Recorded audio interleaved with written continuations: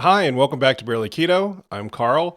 This week I'm going to do a one-pan pork chop and a light cream sauce with Swiss chard. Let's get started.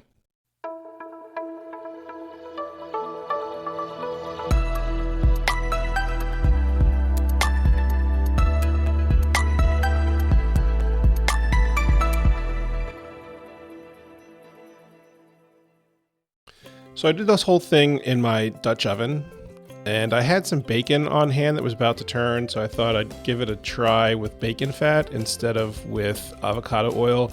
The last time I made it, I did the avocado oil, and this is a recipe I've kind of just pulled out of thin air based on a lot of different things that I've been reading, and I wanted to try it because that's sort of the spirit of what I'm trying to do here, is get you comfortable with trying new things. So those are 4 boneless center cut pork chops, dried and then coated with black pepper, and that's all the seasoning that they get.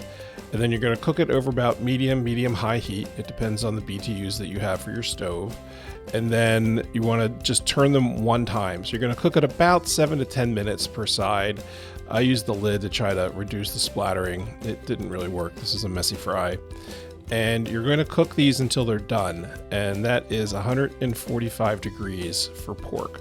So once they reach 145, I'm going to remove them to this rimmed plate because we're going to save the juices later. And I'm just going to put them in the warming drawer, or you could put them in the oven on low. Or if you don't have either of those things, you can just leave them on the counter and then add them back to the pot for like 5 minutes at the end to warm them up in the cream sauce. So once that's out of your way, you're going to throw some mushrooms. And I tried a diced onion, and I cut the ribs from the Swiss chard.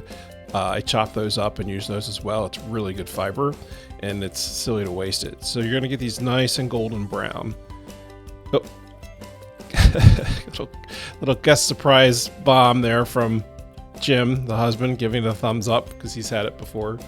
So then I'm going to just add in some spices. That's oregano and some crushed red pepper flakes. It gives it a nice bite. And then you just stir that in, and then I'm going to throw in some garlic. Now, you could do as much or as little as you can tolerate. I love garlic, obviously, because that was 2 heaping teaspoons of minced garlic. And then just give that a stir until that blooms for you. And then it's time to add in the grated Parmesan cheese. It's 1/4 cup.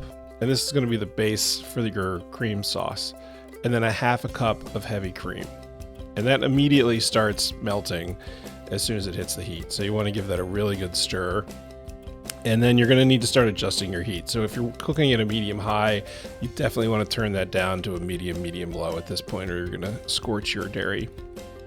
And then you're just going to throw in your Swiss chard leaves. And I rip those up so they're smaller pieces. When it comes time to plate it up, it makes it a little easier to divide it.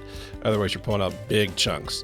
And just cover it and let it wilt. Now, you're going to want to check in on it every so often and give it a good stir or two. It took about 5 minutes over medium-low heat for it to finally start to really wilt. So this is kind of halfway through, and I just want to make sure I was coating it with the fluid from the milk in the pan to help the wilting process. So give that a good stir.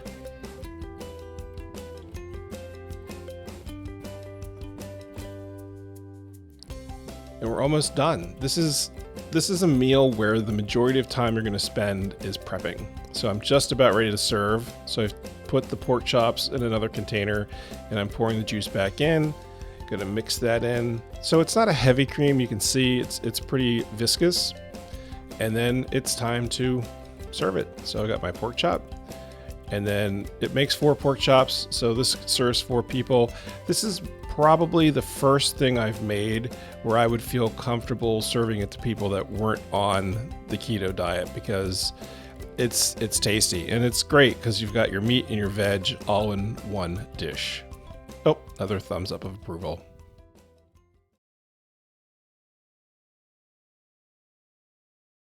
Jim's hearty thumbs up of approval came a little prematurely based on the last time I made this. So the bacon didn't work. And the reason the bacon didn't work is it completely changed the spice profile. So there's, a whole science of salt, fat, and spice. And what happened with the bacon fat is it overwhelmed the spice palette. So it ended up tasting just kind of bland.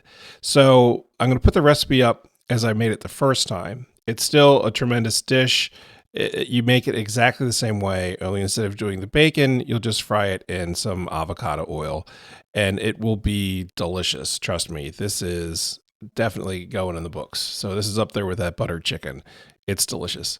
So thanks for bearing with me, and thanks for watching Barely Keto, and I'll see you next week.